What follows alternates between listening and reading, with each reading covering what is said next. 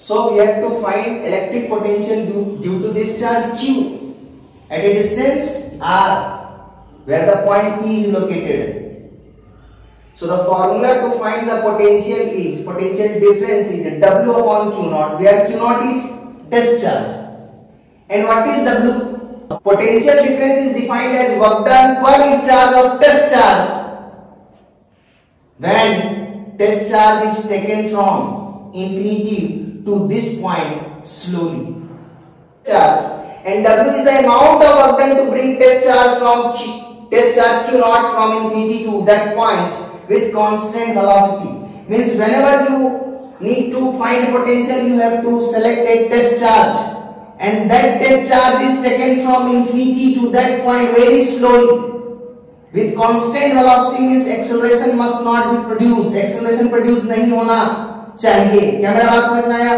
तो तुमको इस फॉर्मूला में पोटेंशियल अगर निकालना है, मेरा बात ध्यान से सुनना, पोटेंशियल अगर निकालना है तो Q नॉट तो हम मानेंगे ना, Q नॉट तो हम मानेंगे, हम मान चुके हैं कि Q नॉट क्या है, टेस्ट चार्ज है। इस फॉर्मूला के अनुसार से हम मानेंगे कि Q नॉट क्या है, टेस्ट चार्ज है, और उस टेस्ट चार्ज को हम इंफिनिटी से इस पॉइंट पे लाएंगे तो हमको कितना कार्य करना पड़ेगा। अगर हम केवल वर्क डन निकाल लें तो मेरा पोटेंशियल निकल जाएगा, है या ना? तो बेसिकली है क्या कि हमको क्या निकालना है, वर्क डन निकालना है। अब तुमको वर्क डन निकालने आता है या नहीं आता है? सोर्स चार्ज है जिसके कारण हमको पी पॉइंट पे क्या चाहिए, पोटेंशियल चाहिए। तो हम क्या करेंगे, फॉर्मूला के अनुसार से, हमको तो फॉर्मूला पता है कि फॉर्मूला होता है कि sir potential difference is equal to होता है वर्क डन अपॉन चार्ज, होता है नहीं होता है, वर्क डन अपॉन चार्ज। और कैसा चार्ज, तो टेस्ट चार्ज, यानी हम Q नॉट टेस्ट चार्ज, यानी हम यहाँ पर इस का पोटेंशियल निकालने के लिए हम एक टेस्ट चार्ज एज्यूम करेंगे। इनिशियली उसका पोजीशन कहां पर है, where is, what is the initial position of this test charge, infinity.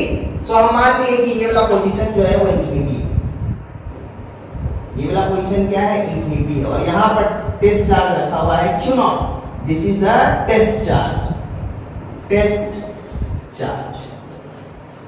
सारा जगह पोटेंशियल इसी तरह निकालेंगे, एकदम ध्यान से देखना, कभी बदलेगा नहीं। आप ध्यान से देखो, तो हम इस टेस्ट चार्ज को जब लाएंगे, जब हम इस टेस्ट चार्ज को ध्यान से समझना, जब हम टेस्ट चार्ज को पकड़े, Q नॉट इंफिनिटी पे था, अब इंफिनिटी पे था, तो इसको धीरे धीरे ग्रेजुअली स्लोली मूव करते हुए यहाँ पर लाए। तो जब हम इस चार्ज को Q नॉट चार्ज को इंफिनिटी से इस P पॉइंट पर लाए, तो हमको कोई वर्क डन करना पड़ा या नहीं करना पड़ा भाई? वर्क डन करना पड़ा कि नहीं करना पड़ा? अच्छा, अब एक बात और, ये है सोर्स चार्ज और वो है टेस्ट चार्ज। सोर्स चार्ज और टेस्ट चार्ज के बीच में दूरी कितना है अभी? इंफिनिटी। कितना दूरी है? इंफिनिटी। तो कूलम लॉ के अनुसार से फोर्स दोनों के बीच अभी क्या लग रहा है? बहुत कम। तो यहाँ पर जो इलेक्ट्रोस्टैटिक फोर्स ये एक्सर्ट महसूस कर रहा है, ये टेस्ट चार्ज, वो क्या है? मिनिमम है। लेकिन हमको क्या करना है, हमको इधर, तो हमको ये तो पता है मिनिमम भले है, लेकिन इधर इलेक्ट्रोस्टैटिक फोर्स तो लग रहा है इस पोजीशन पे। ध्यान से देखो, इस पोजीशन पे भी टेस्ट चार्ज पे फोर्स तो लग रहा है। ये फोर्स इलेक्ट्रोस्टैटिक फोर्स है जो कि Fe है, जिसका वैल्यू अभी क्या है, ध्यान से देखो, अभी हम लिख रहे हैं Fe is equal to K Q1 Q not upon distance, बोला है कि इनफाइनाइट है तो इनफाइनाइट का स्क्वायर, यानी ये अप्रोक्सीमेटली क्या है, क्योंकि डिस्टेंस बहुत ज्यादा है इसलिए फोर्स क्या है, ज्यादा है, कम है, मतलब जीरो है, यानी फोर्स बहुत नेग्लिजिबल है ना, क्योंकि इनफाइनाइट डिस्टेंस बोल रहा है। ठीक है, यहां तक समझ में आया। अब मान लेते हैं हम एज्यूम कर लेते हैं कि हमको W कैलकुलेट करना है, इसलिए हम एज्यूम कर लेते हैं क्या कि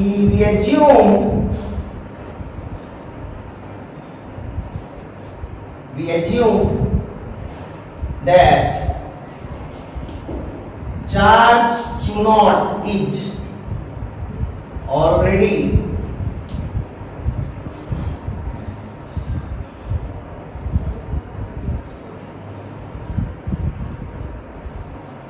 brought to a distance x from Q। तो हम क्या मान रहे हैं, यहां पर एज्यूम कर रहे हैं कि Q नॉट टेस्ट चार्ज को हम इंफिनिटी से ला चुके, कहां तक, x दूरी तक। किससे? इस सोर्स चार्ज के रिस्पेक्ट में हम x दूरी तक ला चुके हैं। तो हम मान लेते हैं कि ये दूरी x है। यहां से देखो, यहां मान लेते हैं कि ये दूरी, ये वाला पोजीशन जो है वो x है, ये x पोजीशन है। तो इस पोजीशन पे अगर हम चार्ज को लाए हैं तो ध्यान से देखना, यहां पर हम चार्ज बना रहे हैं, ये चार्ज है, ये चार्ज q0 है ना। अब ध्यान से देखो, दोनों के बीच का डिस्टेंस जो है वो fx है। तो ये वाला चार्ज इस चार्ज पे फोर्स लगाएगा इधर, और फोर्स हमेशा x along the line joining होता है। लाइन को ऐसे मत बना देना, क्योंकि हम यहाँ का डायग्राम यहाँ पर बना के दिखा रहे हैं। क्या मेरा बात समझ में आया? ये वाला डायग्राम हम यहाँ का बना के दिखा रहे हैं। तो इस पे इलेक्ट्रोस्टैटिक फोर्स लगेगा Fe, जिसका वैल्यू होगा K Q1 that is Q Q0 upon distance is x square. और चूंकि हम इधर इसको लाने का कोशिश कर रहे हैं तो हमको इधर एक F एक्सटर्नल लगाना पड़ेगा, और यही वर्कडन तो हमको करना पड़ रहा है। F एक्सटर्नल हमको लगाना पड़ेगा ना, इसको हम लाना चाहते हैं इंफिनिटी से इस पॉइंट पे, तो लगाना पड़ेगा। अब यानी कहने का मतलब हम एज्यूम किए, मान लिए कि किसी भी इंस्टेंट x पे हम बात कर रहे हैं कि ऑलरेडी चार्ज आ चुका है, ले आए हैं। यहां तक समझ में आया? अब मेरे एक बात का जवाब देना सच सच। ये जो हम फोर्स लगा रहे हैं F एक्सटर्नल, और ये जो फोर्स लग रहा है Fe, F एक्सटर्नल कौन लगा रहा है? हम लगा रहे हैं। Fe कौन लगा रहा है? ये चार्ज लगा रहा है, चार्ज। अगर हम इसको धीरे धीरे इधर ले जाना चाहते हैं, धीरे धीरे, ध्यान से सुनना, एकदम धीरे धीरे, स्लोली विद कांस्टेंट वेलोसिटी के साथ अगर ले जाना चाहते हैं, तो इस इंस्टेंट पे इस डायग्राम के लिए हम जो भी लिख रहे हैं, इस डायग्राम के लिए लिख रहे हैं, इस पोजीशन पे हम क्या लिखेंगे? इस पोजीशन पे क्या लिखेंगे? क्या F एक्सटर्नल का वैल्यू, अगर हम इसको इधर लाना चाहते हैं तो अपने सब आते हैं F एक्सटर्नल का वैल्यू Fe के बराबर या ज्यादा होना चाहिए? बोलो, बराबर या ज्यादा होना चाहिए? ज्यादा होना चाहिए। लेकिन हम लोग बोलते हैं कि F एक्सटर्नल का वैल्यू Fe के बराबर है। अब कैसे, उस बात को समझ लो। सपोज करो कि Fe का वैल्यू 10 न्यूटन है और हम फोर्स लगा दिए 10.00000001, तो क्या हम ज्यादा फोर्स लगाए? हाँ लगाए, ज्यादा लगाए। लेकिन क्या बहुत ज्यादा फोर्स लगा दिए? इसीलिए हम मानते हैं कि F एक्सटर्नल का वैल्यू अप्रोक्सीमेटली Fe के बराबर है। और यहां पर हम लगाएंगे, यहां पर क्या? Minus sign. क्यों माइनस साइन? क्योंकि दोनों वेक्टर क्वांटिटी है और दोनों में फोर्स का डायरेक्शन क्या है? एक दूसरे के अपोजिट है। यानी कहने का मतलब F एक्सटर्नल का वैल्यू माइनस Fe के बराबर होगा। का मतलब ये भी है कि F एक्सटर्नल का मैग्नीट्यूड जो होगा वो Fe के मैग्नीट्यूड के बराबर होगा। क्या मेरा बात समझ में आया? Fe के मैग्नीट्यूड के बराबर होगा। अब हमको एक बात बताओ, ये जो F एक्सटर्नल है, इसका मैग्नीट्यूड और Fe का मैग्नीट्यूड हम बराबर बोल रहे हैं। क्यों बोल रहे हैं? क्योंकि डेफिनेशन करता है पोटेंशियल का।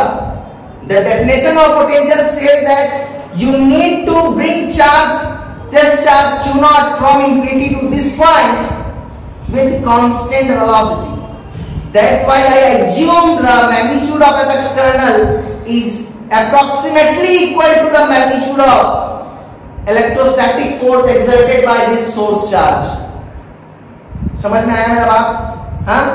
अब हमको एक चीज सोच के बताओ कि ये जो फोर्स है, इस इंस्टेंट, हम किसी इंस्टेंट x का बात कर रहे हैं, इस पोजीशन पे F एक्सटर्नल और Fe दोनों के बारे में पूछ रहे हैं।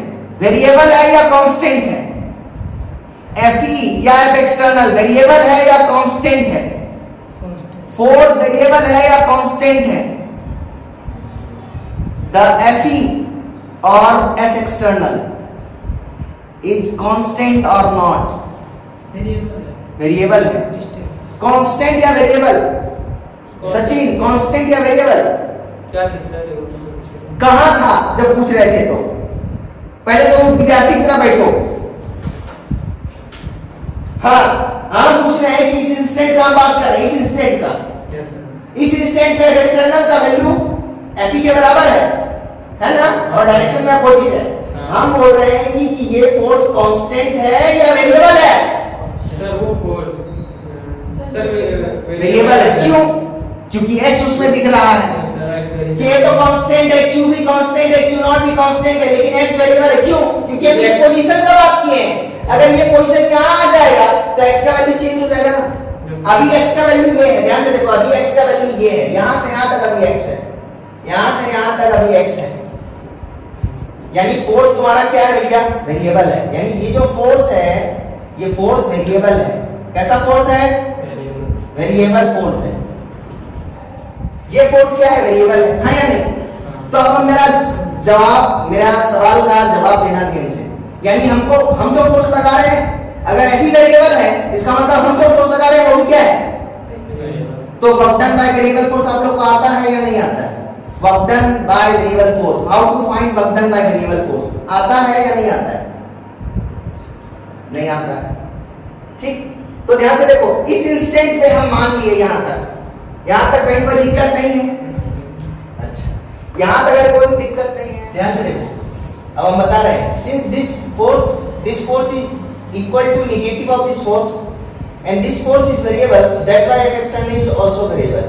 It means we have to find work done by a variable force. So at this instant, when the position of the test charge is x from the source charge, at that position, what is the value of force?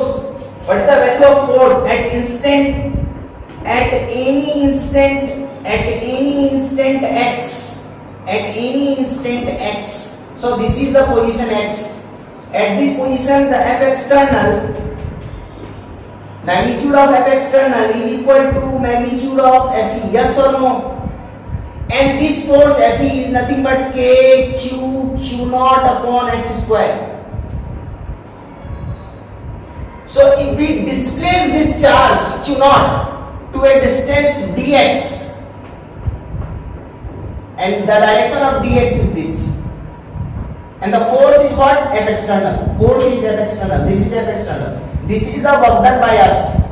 Since we are doing work to bring this test charge from infinity to this point very slowly or with constant velocity, and we assume at any instant the test charge Q naught has been already taken to this position. So, and the force, this force is variable. So that's why at this instant we want to calculate first small work done. At this instant the force F external, the magnitude of F external is K Q naught upon x square. If we further displace this test charge, whose position is right now is x, if I displace it right to the left, if this test charge is displaced dx to the left, then the displacement is dx. Displacement is dx, and the direction of displacement is this. Direction of applied force is left side. The direction of displacement is also left side. So we can define small work done, that is dw is equal to F external dot dx. Yes or no? This is the small work done. To find total work done, w, we will integrate this small work done, that is F external dot dx from infinity to r. क्या मेरा बात समझ में आया? Infinity से r। अब यहां से देखो, F external का वैल्यू माइनस Fe के बराबर है नहीं है? तो हम इस फॉर्मूला से भी वर्क डन निकाल सकते हैं, कोई दिक्कत नहीं है। इस फॉर्मूला को हम थोड़ा सा चेंज कर दें तब भी हम वर्क डन निकाल सकते हैं। कैसे निकाल सकते हैं? ध्यान से देखो, W इज इक्वल टू लिखा जाएगा इंटीग्रेशन इंफिनिटी टू r, यहां पर लिखा जाएगा E Fe, and dot dx कहां से कहां भैया? इंफिनिटी से, और साइन में माइनस। ध्यान से देखो, और ये सत्य बात भी है, कहीं कोई गलत बात नहीं है। ध्यान से देखो, हम जो एक्सटर्नल फोर्स लगाया उसका डायरेक्शन लेफ्ट साइड है, डिस्प्लेसमेंट भी लेफ्ट साइड है, यानी हम जो फोर्स लगा रहे हैं उसके अकॉर्डिंगली डिस्प्लेसमेंट हो रहा है, यानी मेरे द्वारा वर्क डन क्या होगा? पॉजिटिव। लेकिन Fe का डायरेक्शन देखो, Fe का डायरेक्शन डिस्प्लेसमेंट के डायरेक्शन के अपोजिट है या नहीं है? यानी जब तुम वर्क डन Fe के तरफ निकालोगे तो नेगेटिव वर्क डन कहलाएगा, इसलिए W इक्वल टू माइनस, क्योंकि इसके द्वारा जो वर्क डन हो रहा है वो क्या है? नेगेटिव है। तुम ध्यान से देखो, F एक्सटर्नल के इस पोजीशन पे F एक्सटर्नल का वैल्यू माइनस Fe है। जब यहां हम सब्स्टिट्यूट करेंगे माइनस Fe, तो Fe को अंदर रहने दिए, डॉट dx और माइनस साइन को बाहर लेंगे। So this is what?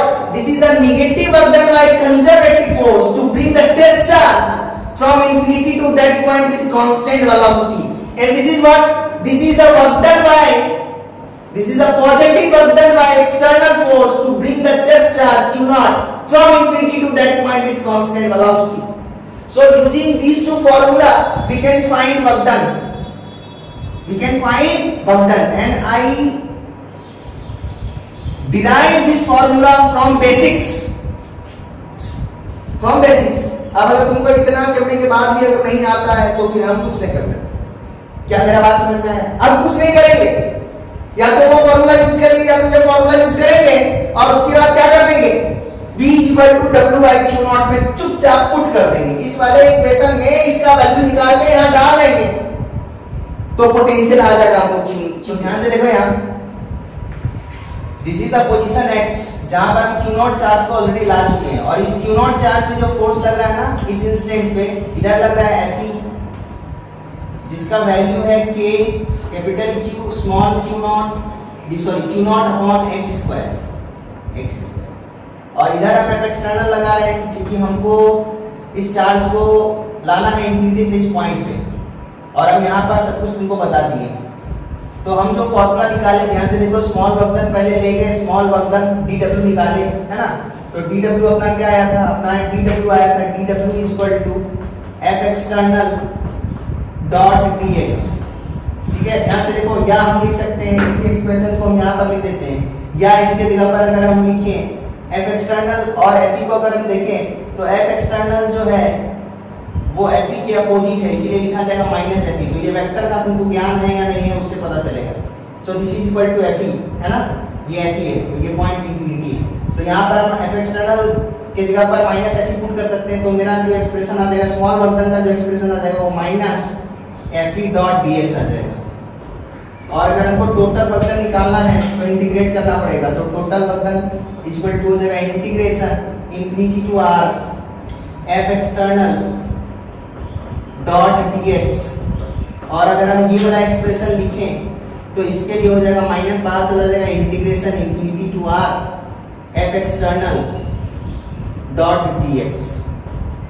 और हमको ये वर्क डन कैलकुलेट करके हमको यहाँ पर सब्स्टिट्यूट कर देना है, तो हमको पोटेंशियल डिफरेंस पता चल जाएगा। ये एक्चुअली अभी देखो हम वर्क डन कहां से कहां कर रहे हैं, इन्फिनिटी टू r। तो ये जो v है एक्चुअली क्या है, v of r minus v of infinity, since the initial position is infinity and the final position is r, so the potential at r minus potential at infinity, this is equal to v, that is the potential difference, and this is the work done to bring charge, test charge from infinity to this point।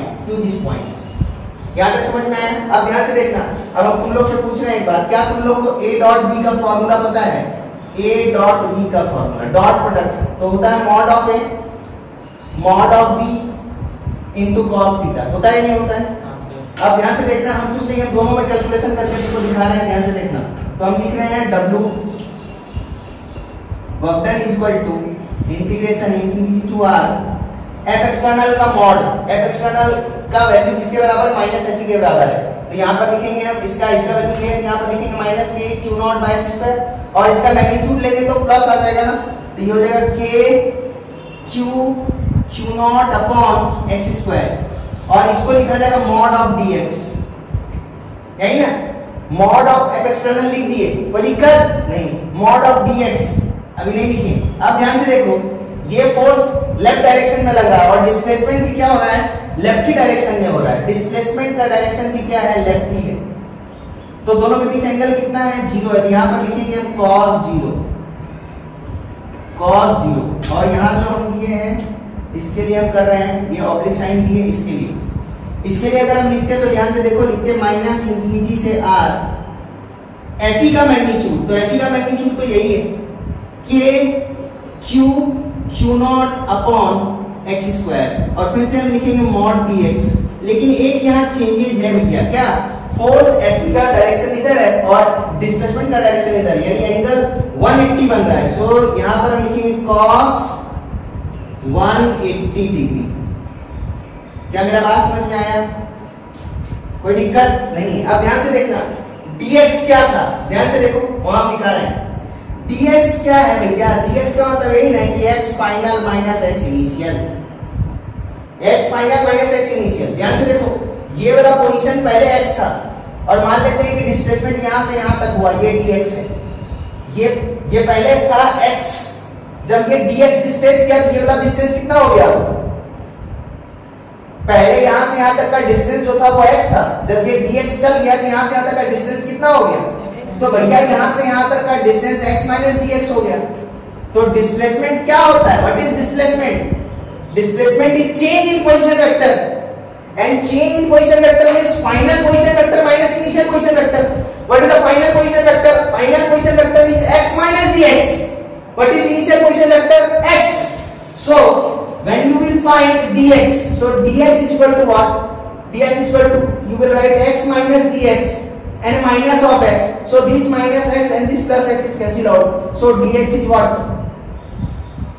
What is dx? Dx is minus dx. That's why the value of dx here we have to put with negative sign. समझ में आया क्यों? dx का value हम क्यों negative बोल रहे हैं? क्या बात समझ में आ गया? बात ये वाला बात समझ में आया जो करके लिखा है, अब इसको मिटा रहे हैं। तो हम dx का वैल्यू इस फार्मूला में हम बता रहे हैं, तुमको बस इतने ध्यान देना है कि तुमको a डॉट b आता है कि नहीं, a का मैग्नीट्यूड, b का मैग्नीट्यूड और थीटा दोनों के बीच का एंगल। तो यहाँ f एक्सटर्नल का मैग्नीट्यूड, dx का मैग्नीट्यूड और दोनों के बीच का एंगल 0 डिग्री है, वहां पर 180 डिग्री है। यहाँ मैग्नीट्यूड इसका भी इतना ही है, वहां पर f का मैग्नीट्यूड भी उतना ही है। यहाँ पर मॉड dx का वैल्यू माइनस dx डालेंगे और वहां भी मॉड dx का वैल्यू माइनस dx डालेंगे। क्या बात समझ में आ रहा है? क्यों dx mod dx equal to, अगर हम लिख दें कि mod dx is equal to, हम क्या लेंगे? माइनस dx लेंगे। क्यों लेंगे? since x is increasing, since x is decreasing, x क्या कर रहा है? डिक्रीज कर रहा है। तो जब जब डिक्रीज करेगा तब तब आप मॉड dx का वैल्यू क्या लेंगे? माइनस dx लेंगे। और जब जब x इंक्रीज करेगा हम क्या लेंगे? प्लस dx लेंगे। क्या मेरा बात समझ में आया? अब तो इंटीग्रेशन है बाबू, ध्यान से देखो, क्या इंटीग्रेशन करके दिखा रहे हैं। इंटीग्रेशन x के रिस्पेक्ट में है क्योंकि इसके जगह पर माइनस dx लिखोगे। ध्यान से देखो यहाँ वर्क डन का एक्सप्रेशन अपना ये आया था, w इक्वल टू हम लिख सकते हैं k q q naught integration infinity to r minus dx by x square. ठीक है, तो क्या होता है? dx बाय x स्क्वायर का इंटीग्रेशन होता है माइनस 1 बाय x, माइनस पहले से है तो माइनस 1 बाय x और माइनस क्या हो गया? प्लस हो गया, इसीलिए लिखे 1 by x। Upper limit r है, लोअर लिमिट इंफिनिटी है, तो ये हो गया 1 by r minus 1 by infinity. 1 by infinity 0 हुआ था, वैल्यू कितना आ गया? k q q not upon r। तो ये आ गया मेरा वर्क डन। बात समझ में आया? अगर हम इस वाले एक्सप्रेशन को लेकर चलते, इलेक्ट्रोस्टैटिक फोर्स को लेकर अगर चलते, तो ध्यान से देखो Fe का वैल्यू के पहले एक माइनस साइन था, एक माइनस साइन था, ठीक है, तो वो माइनस साइन बाहर गया और dx का वैल्यू माइनस dx और यहाँ पर एक cos 180 भी था, तो माइनस, तो तीन माइनस है यहाँ, 1 2 और 3, तीनों माइनस है तो माइनस ही आएगा, तो हम एक सिंगल माइनस लिख दिए। ठीक है, बच गया अंदर में dx by x square integration infinity to r। तो ये हो गया dx बाय x स्क्वायर का इंटीग्रेशन होता है माइनस 1 बाय x। तो ये वाला माइनस और ये वाला माइनस को हम प्लस बना दिए। क्या मेरा बात समझ में आ गया? अब 1 बाय x फिर से बच गया, फिर से हम डाले तो 1 बाय इंफिनिटी 0 हो गया, यानी तुम्हारा वैल्यू आ गया k q q not upon r। और हम क्या किए? जैसे हमको वर्क डन पता चल गया, हम इस वाले फार्मूला में पुट कर दिया वर्क डन का value k q q not upon r। तो q नॉट से डिवाइड किया तो q नॉट कैंसिल हो गया, तो पोटेंशियल आ गया हमको कितना? k q upon r। तो हमको पोटेंशियल डिफरेंस पता चल गया कितना, यानी हम लोग रेफरेंस पे पोटेंशियल एनर्जी क्या मानते हैं? 0 मानते हैं। तो हमको r डिस्टेंस में पोटेंशियल आ गया कितना? k q बार r। क्या मेरा बात समझ में आया? अब हम क्या बोल रहे हैं कि हम इतना ना करके हम एक सिंपल चीज भी कर सकते थे, क्योंकि हम लोग ऑलरेडी पोटेंशियल एनर्जी में कर चुके हैं ऐसा। पोटेंशियल एनर्जी में ऐसा कर चुके हैं कि जब हम किसी q1 q2 के दो चार्ज का अगर हम बात किए थे तो उसमें हम लोग कर चुके थे। ध्यान से देखो, क्या ये एक्सप्रेशन जो है k q q not upon r, के ये पोटेंशियल एनर्जी को नहीं दिखा रहा है, फार्मूला होता है पोटेंशियल एनर्जी का formula k q1 q2 upon r, जहां पर q1 q2 जो है दो चार्ज है और r जो है दोनों के बीच का सेपरेशन है, जहां पर q1 q2 को प्रॉपर साइन के साथ लेते हैं। तो ये जो एक्सप्रेशन आया है k q q not upon r, क्या इसको हम पोटेंशियल एनर्जी नहीं समझ सकते? दो पॉइंट चार्ज के बीच जो पॉइंट चार्ज है q और q नॉट, और दोनों के बीच का सेपरेशन क्या है? r है। तो हम इसको लिख दिए पोटेंशियल एनर्जी। ठीक है, इसको हम लिख सकते हैं पोटेंशियल एनर्जी। इसीलिए हम डिफाइन किए change in potential is equal to change in potential energy per unit of test charge, यानी टेस्ट चार्ज के रिस्पेक्ट में हम निकाल रहे हैं। तो u कितना है? u r minus infinity divided by q not. u r अभी तुरंत आया है, कितना वैल्यू पुट किए तो q नॉट फिर से क्या होगा? कैंसिल हो गया, तो तुमको k q बाय r आ गया। तुमको पोटेंशियल एनर्जी पहले से पता है ना, पोटेंशियल एनर्जी दो चार्ज के बीच का क्या होता है, इसीलिए ये तुमको ये वाला पार्ट से बचा देगा अगर तुम इसका यूज करोगे। तो अगर इस तरीके से पोटेंशियल निकालोगे तो तुमको इंटीग्रेशन नहीं करना पड़ेगा, सिंपली क्या करना पड़ेगा? सिंपली तुमको पोटेंशियल एनर्जी का एक्सप्रेशन याद होता है कि पोटेंशियल एनर्जी कितना होता है k q × r। तो जिस भी पॉइंट पे पूछेगा तो पहले पोटेंशियल एनर्जी निकाल लेंगे, ठीक है। टेस्ट चार्ज रख के पोटेंशियल एनर्जी निकाल लेंगे, ध्यान से समझना। देखो हम बता रहे हैं, अगर हम इस फॉर्मूले का यूज करें, ध्यान से देखो हम बता देते हैं। जैसे मान लो कि ये चार्ज q है और इसके कारण हमको r डिस्टेंस पे एक पॉइंट p है, तो हमको यहाँ पर अगर पोटेंशियल एनर्जी निकालने, सॉरी पोटेंशियल अगर निकालने के लिए बोला है तो हम इस फॉर्मूले का यूज करेंगे। और इस फॉर्मूले का अगर यूज करेंगे तो कैसे करेंगे, पहले यहाँ पर टेस्ट चार्ज रख देंगे। पहले टेस्ट चार्ज कहां पर था, सोचो, पहले टेस्ट चार्ज कहां पर था, इंफिनिटी पर था। तो अभी इस वाले चार्ज और इस टेस्ट चार्ज के बीच में पोटेंशियल एनर्जी कितना है, 0 है। पहले इंफिनिटी पर था, यानी कहने का मतलब u इंफिनिटी पर 0 था। लेकिन जब इस चार्ज को हम यहां पर रखे तो पोटेंशियल एनर्जी के में चेंज कितना आएगा। अब यहां पर अगर हम टेस्ट चार्ज को रख देंगे तो ये पोटेंशियल एनर्जी आ गया r पोजीशन पे, कितना आएगा, वो आएगा k q q0/r, है या नहीं। अब याद करो आप बोले थे कि हम जो पोटेंशियल एनर्जी निकालते हैं किसी भी सिस्टम का, वो एक्चुअली वर्क डन का फार्मूला ही होता है, वर्क डन हमको कैलकुलेट करना पड़ता है। तो यहाँ पर हमको पोटेंशियल एनर्जी का फार्मूला है, तो हमको वर्क डन आसानी से पता चल गया। हमको यहाँ से यहाँ तक लाने में कितना वर्क डन करना पड़ा, तो चेंज इन पोटेंशियल एनर्जी। हमको यहाँ से यहाँ तक लाने में कितना वर्क डन करना पड़ा, तो change in potential energy, that is k q q0/r - 0। तो ये वाला वैल्यू हम यहाँ पुट कर दिए, नीचे अब q0 से डिवाइड कर देंगे, काम खत्म हो गया। समझ में आया बात। तो अगर इस वाला का यूज समझा, इस वाले का यूज समझ गया, क्योंकि ये वाला जो है इससे एक और दो फार्मूला निकलेगा, इसीलिए हम ये बताएं। ये समझ में आ गया, ध्यान से देखो। अब ध्यान से देखो, यहाँ सब कुछ को अरेंज करना है। ये पॉइंट चार्ज है जिसके कारण r डिस्टेंस पे एक पॉइंट है जहां पर हमको पोटेंशियल निकालना है। तो हम बोले कि हम हमेशा पोटेंशियल डिफरेंस डिफाइन करते हैं। तो हम लिखते हैं v = vr - v इंफिनिटी, क्योंकि हमको टेस्ट चार्ज को, तो फार्मूला क्या है, v = फार्मूला है w/q0। और q0 क्या था, टेस्ट चार्ज था। इतना तुमको ध्यान में रखना पड़ेगा, q0 क्या था, टेस्ट चार्ज था। और q0 शुरू में कहां पर था, इंफिनिटी पे था। इसको इंफिनिटी से उठा के यहां पर लाए तो वही वर्क डन क्या है, w है।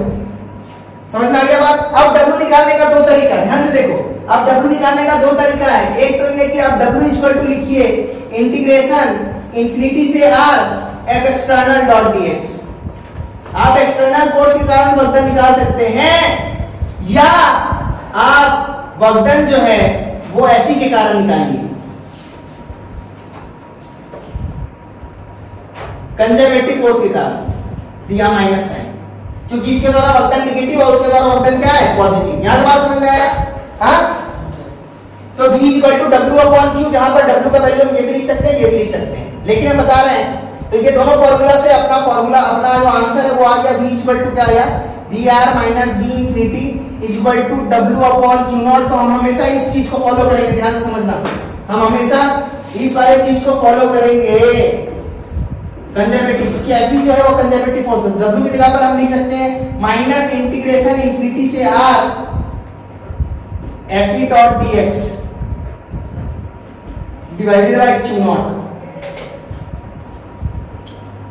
क्या बात समझ में आया। तो यही चीज तो है, v = w/q0 और w की जगह पर minus integration infinity to r f external Fe.dx divided by q0। अब तुमको अगर इंटीग्रेशन कर देना आता है तो फिर रो। और दूसरा हम क्या बताएं, दूसरा अप्रोच ये बताएं, ये पहला अप्रोच था, और दूसरा अप्रोच क्या बताएंगे आप, simply change in potential = change in potential energy, और फिर टेस्ट चार्ज से क्या कर दीजिए, डिवाइड कर दीजिए। तो आपको क्या पता चल जाएगा, पोटेंशियल पता चल जाएगा। सो this is what, this is actually vr - v infinity, और रेफरेंस पे हम लोग पोटेंशियल क्या मानते हैं, 0 मानते हैं। और ये डेल्टा u क्या है, ये डेल्टा u है potential energy at A separation r minus potential energy at A separation infinite, और इनफाइनाइट में पोटेंशियल एनर्जी हम लोग क्या मानते हैं, 0 मानते हैं। यानी कहने का मतलब पोटेंशियल एट r = क्या हो गया, potential energy at r divided by q0। ये सब यूज होगा, हम सब यूज करेंगे। एक फॉर्मूला ये बताए हैं, ठीक है, ये बता दिए, ठीक है, और एक फॉर्मूला ये है, ठीक है। ये सब तुम्हारा फॉर्मूला है, जिससे रिजल्ट जो निकल के आया वो भी रिजल्ट हम लिख देते हैं, वो हम इधर लिख रहे हैं। रिजल्ट जो आया वो क्या आया, वो आया kq/r। अब kq/r है तो उसके लिए सुन लो थोड़ा सा बात, वो जरूरी है। तो अब तुमको जो है ना, जब पॉइंट चार्ज के कारण तुम पोटेंशियल निकाल लिया ना, तब ये प्रोसीजर जो है इंपॉर्टेंट है, बहुत इंपॉर्टेंट है, क्योंकि कभी भी दूसरे चार्ज के कारण बोलेगा तो तुमको ऐसे ही निकालना पड़ेगा। जैसे मान लो यहाँ पर चार्ज दे दिया है, कोई भी अननोन चार्ज रहेगा तो तुमको निकालना पड़ेगा, तो प्रोसीजर बहुत इंपॉर्टेंट है। तो हम क्या बोल रहे हैं कि अब क्या इंपॉर्टेंट है, अगर एक बार तुम पॉइंट चार्ज के कारण r डिस्टेंस में पोटेंशियल निकाल लिया kq बाय r निकाल लिया, तो अब तुमको क्या जरूरी है ध्यान में रखना, तो तुमको ध्यान में इतना ही रखना कि v बराबर kq अपॉन r होता है। समझ में आया? v equal to kq upon r होता है। जहां पर ध्यान सुनना, जहां पर q जो चार्ज हम माने, कैसा चार्ज माने, पॉजिटिव चार्ज माने, है ना। अब हम क्या बता रहे हैं कि इसके बारे में तुमको सब कुछ पता होना चाहिए। ये पोटेंशियल जो है स्केलर क्वांटिटी है। कैसा क्वांटिटी है? Scalar quantity. ध्यान से देखना यहां पर, और बता रहे हैं इस फॉर्मूला के बारे में बता रहे, जो फाइनल रिजल्ट आया पॉइंट चार्ज के कारण। तो ये पोटेंशियल जो है स्केलर क्वांटिटी है। दूसरा क्या है, q को प्रॉपर साइन के साथ लेते हैं, मतलब प्लस होगा तो प्लस और माइनस होगा तो माइनस, यानी कहने का मतलब है कोई बॉडी, ध्यान सुना, ये वाला आपने समझ में आया। q को यहां पर प्रॉपर साइन के साथ लेते हैं, मतलब प्लस होगा तो प्लस लेना होगा, माइनस होगा तो माइनस लेना होगा।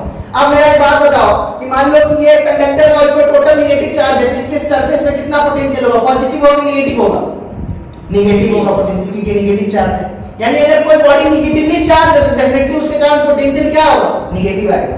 अगर कोई चार्ज पॉजिटिव, अगर कोई बॉडी पॉजिटिवली चार्ज है तो उसके कारण पोटेंशियल जो है वो क्या आएगा, पॉजिटिव आएगा। समझ में आया बात मेरा?